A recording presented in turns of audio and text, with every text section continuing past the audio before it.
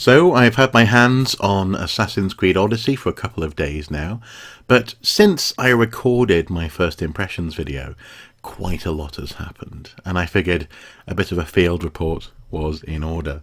I've been taking full advantage of the in-game camera mode and capturing footage on the PlayStation 4 to record observations on the island of Kephallonia.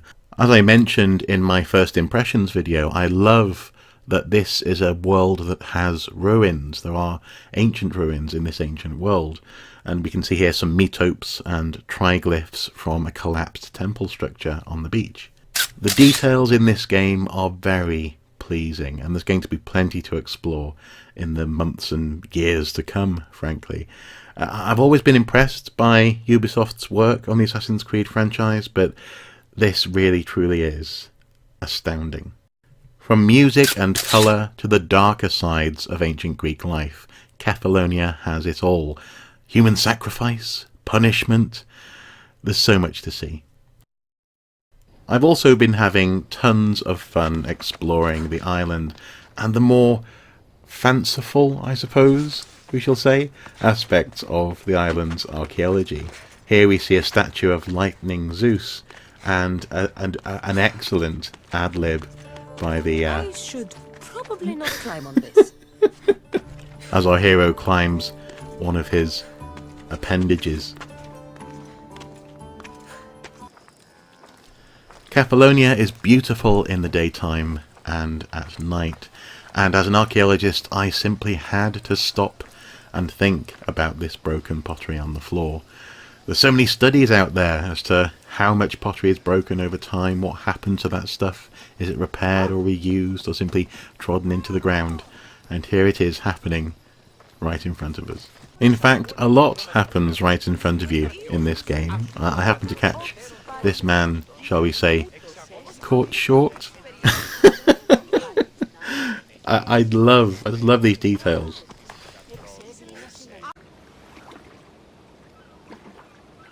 I've been diving with my fingers firmly crossed, hoping to come across a gem or two, perhaps even another Antikythera mechanism or an automaton, but I haven't been lucky yet.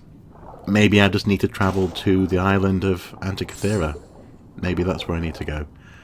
Yeah. Genuinely though, I wasn't quite prepared for the fluidity of this game. The sense of movement is much less stiff than in previous Assassin's Creed titles that I know and love. Even my beloved Black Flag.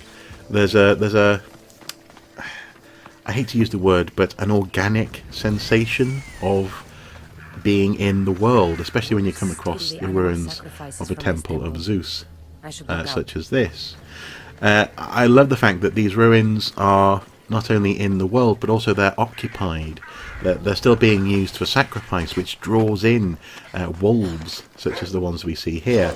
And that's built into the game as a mission, so you have to maybe take down the occasional alpha animal that you come across.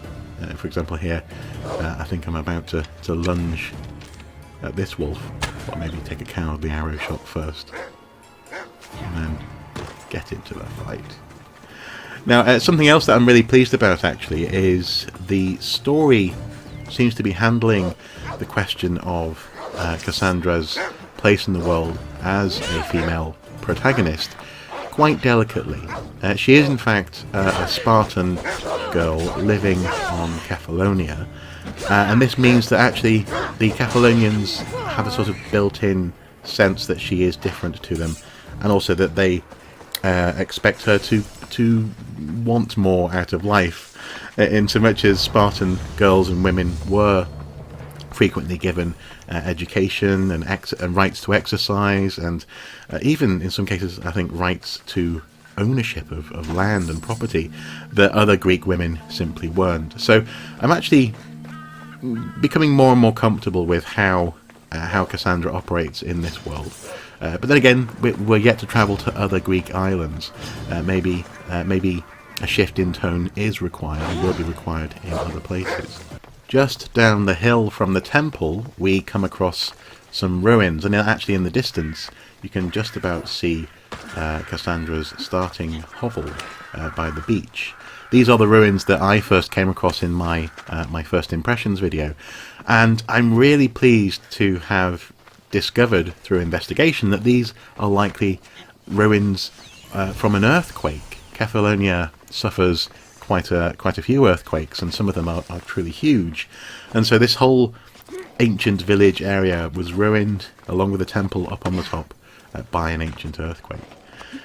But the organic nature of exploration continues. There's bits to pick up all over the world, and the seamless transition from above ground to below ground or underwater, as we're seeing here, is just very pleasing. Apart from one big loading screen at the beginning of every play session when you first log in, there's very little lag or noticeable loading of areas as you go from place to place in this world.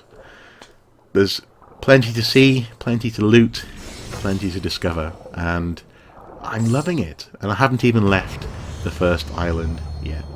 Actually, that's not strictly true. I have travelled to Ithaca, and what I'm seeing there so far really starts to hint at very exciting archaeology in the broader Greek world.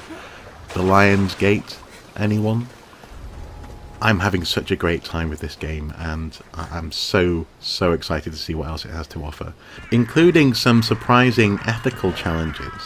What do you do in ancient Greece when a village comes down with a disease, for example?